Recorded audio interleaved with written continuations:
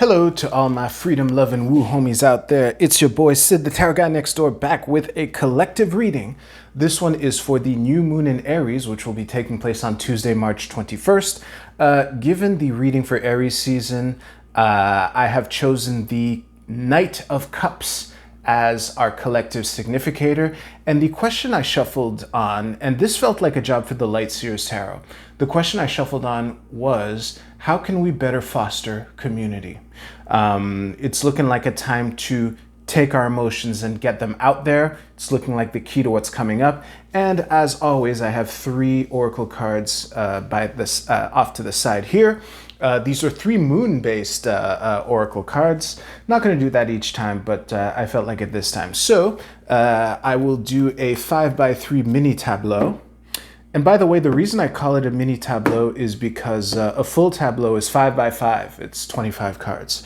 It appears to be that the bottom of the deck is the Magician. As a reminder, I do not use reversals when I do a tableau. So let me just find the Knight of Cups in here. This is... Fortunately, the Knight of Cups is one of the court cards that I can very easily recognize, but if he's upside down, then I might miss him. But so far, let us see. Oh, there you are. So here's the Knight of Cups. Boom. 1, 2, 3, 4, 5. There's the Empress and the Tower again. Like that. Ooh, the 9 of Cups. That's fortunate. No pun intended with the Wheel of Fortune. Okay, so I'm going to put these cards in order. I'm going to stare at these a bunch, and I will come back with our collective reading. Okay, so there is a lot to dig into. I hope I will cover everything that I noticed while I pause the recording. I also hope I won't get too scatterbrained. I will start by pointing out a couple things that I noticed before I dig into what the answer to the question is, which, spoiler alert, a lot of it lies in the middle row here. But the first thing that I notice is there is not a single pentacle in this reading. Actually, there isn't a single sword either, but that's not true. There's the Queen of Swords here. But the elements of fire and water are very, very strongly represented here. A lot of focus on water as well. So this is looking like what is ahead of us is a time for emotional processing and seizing the opportunity, which is alluded to a little by the Wheel of Fortune here. Now, to start digging into the actual answer to the question, which was, how can we better foster community? 2 cards that jump out as being part of the answer are the Queen of Swords, where she is, and the 6 of Wands, where it is. In essence, don't gloat. Let's keep our celebrations on the down low for now. Or at least that's not the best way to foster community. And also, the time for truth saying is over. It is behind us. One thing that I'll point out, the card that confuses me the most in this reading right now is the Sun, where it is. My overall interpretation of the first row here is that it's time to move on from the things that we've done before, including the joys of the past. That's the closest that I could come to interpreting it. And I think that, another thing, there are some recurring characters that have returned to make another appearance here, mainly the Empress, which has come up a lot lately, the Lovers, which came up yesterday for you as the bridge between the past and the future. Not surprised to see that card where it is. And of course we have the Tower, which I think has made an appearance in at least the last two Wu readings, not counting the one for Aries season. But I think that the main crux of the issue is to seize opportunity when the lightning strikes the tower. And part of that will be through emotional, really remaining centered and in control of our emotions, represented by the King of Cups here, right after the Knight of Cups. I think that the theme of initiation, the theme of graduation, is also represented by this Knight King progression. And also, with the Ace of Cups here, I think that actually, this reminded me of an anecdote. There is a celebrity that I am borderline obsessed with, who has recently gone through some drama. You have probably heard of him, but I won't name him. And during one of his daily streams, when he was talking about the trouble that he got in, one thing that he mentioned is when there's a catastrophe, when there's a disaster, there's also opportunity that comes with it. And if you focus on I think the metaphor that he used during that stream was dumping a ton of shit on your house, but that there was also gold in that shit.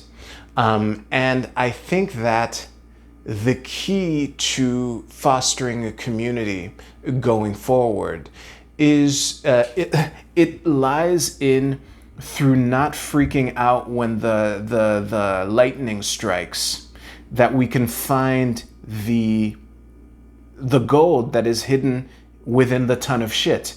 Of course, we're gonna have to move a lot of shit to get to it. However, I think that through that we can create, and this is another theme that has come up many times in many forms throughout these readings, the notion of creating a kind of safe haven for people on the other side of this calamity here, which obviously I have a bias towards reading this as, the age of Pluto in Aquarius, which will begin 2 days after the new moon that I'm reading for.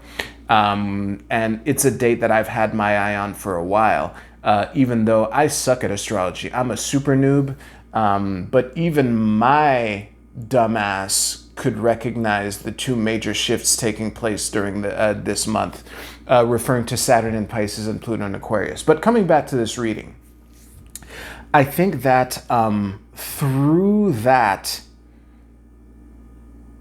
seizing the opportunity, or at least looking for it and recognizing it, then we can create a safe haven and try to create the world of the future. And I gotta say, this last row here is looking really encouraging, Empress, Nine of Cups, Four of Cups. When the worst card in the trio is the Four of Cups, you're in good shape, and I think that this alludes to rest afterwards, because something that I noticed here are these two V's. So we have Queen of Swords through us, then Ace of Cups. So leaving the just telling it like it is shit behind as best we can, focusing on the opportunity that is hidden, that is below the surface. And once we have created the safe haven, recognize the opportunities, try to ride the wave, try to ride the chaos as best we can, then we can create, create the next thing, or at least lay the foundation for it. And also, the sun, the joys that are behind us, through us to the tower, and again through that safe haven. Once after we've set this up, then we can take our break, and also get our wish as we create the next thing. I almost forgot to mention the star, one of the few representations of the element of air in this reading. What I'm getting from the star, in the position that it is in, and if I forgot to point this out before, the entire first row is Major Arcana cards except for the Queen of Swords here, which is very interesting. There's a lot of power in this reading. 40% of this entire spread is Major Arcana cards, not counting the Magician at the bottom of the deck. But anyway, coming back to the star. In the position that it is, I think that it is a call to rest up before the game. I use football as a sports metaphor a lot in my videos, but I think that part of what can better prepare us for what is to come and to help build the bridges, these really strong bridges with a capital S, is being ready for it. And part of it is to rest up, to heal, to regenerate ourselves, to recuperate ourselves, in order so that once the time comes, once the whistle blows to kick off the game, we're in control of our shit enough to dig up the gold that is hidden within the shit. I used shit twice with different meanings. Hopefully that is clear to you. What else do I want to point out? I think I covered most of it. Give me a second. Actually, I'm going to pause for just a second to make sure. Another way to interpret the Queen of Swords here is not necessarily as us speaking our truth. That's definitely one way to describe it. Maybe I'll do another video on how I'm learning to read this tableau spread. I don't want to bore you with these details, but one of the ways to interpret this Queen of Swords where she is now is to also keep in mind the people that have recognized the situation that we're in for what it is, and for some reason have not completely committed to the game. I think once the tower, once the lightning strikes, it's going to be time to activate those people as well. And again, the Lover's card in most, in the general tarot community, the broader sense, is very often interpreted as romantic love. There might be an element to that, especially since I chose the Knight of Cups as our collective significator, but I was really focusing on, knights in general are about taking their element from within the castle and spreading it out into the world. The knights are the ones that go out on the adventure, which is part of why I picked that card. And Lovers is more love in the more general sense. In some readings, I've often mentioned that it also includes love of self, self-love, all that great stuff. But yeah, I think that the lightning strike will activate some people who may have been sitting by the sidelines. And,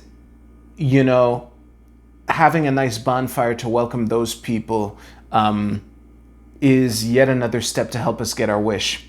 But all in all, I must say, this is looking like an extremely encouraging reading, especially with the Magician at the bottom of the deck, binding this whole thing together, taking our will and using the elements that we have at our disposal to manifest what we want, reinforced by the Nine of Cups here and the Empress. And then we can, chill out. And we have 2 4s here too.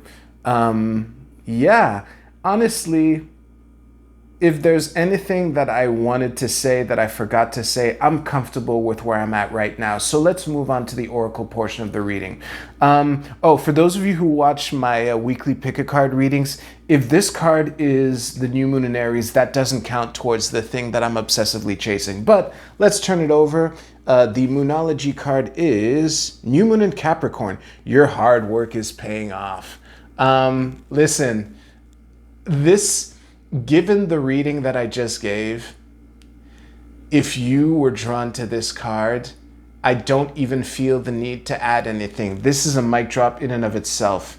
I would tweak the wording to your hard work will pay off, because I think the hard work is ahead of us still. But yeah, I don't feel the need to add anything else. If you pick the Moon Oracle card, your card is Individuality. This is a waxing fire moon. Let me actually, yeah, it'd be nice if you could actually see the card. And I think that the the people that chose this card, I think you're being invited to focus on not being afraid to add your particular spice to the mix of what is needed. Because here's the thing. Maybe the reason our community isn't as big as we'd like it to be is because you've been hiding. You haven't been putting yourself out there as much as you could. And, you know, this might be a good time to get in touch with that so that once, you know, the whistle blows to kick off the game, you can... There are things that only you can contribute to this. And you're being encouraged to find that out and not shy away from it. If you chose the Moonology Manifestation card, your card is New Moon in Aries. Go for it. Listen, I have a feeling that the stuff I have to add to this card are very similar to what I said for this card, because this is a very, you know, this might not be a new moon, but it's very early in the progression from, actually, no, what am I saying? It's almost a full moon. Never mind.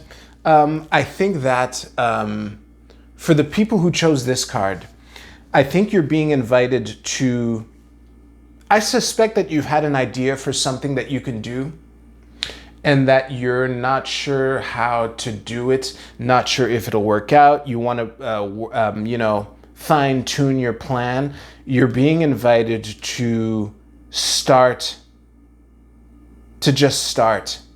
You can hammer out the details of the plan as you're working it. And that feedback loop is vital as well. So that is what I have for you. I'll give you, actually, the warning I was about to give you, it affects me. It doesn't affect you at all. So if you like this video, please like this video. It really does help out the channel a lot. And hey, the game's about to start. Let's fill up our Gatorade and have our fun. And again, remember, no one likes a bragger, all right? That time is behind us. We can gloat in private. All right, y'all have a great apocalypse. I'll see you soon.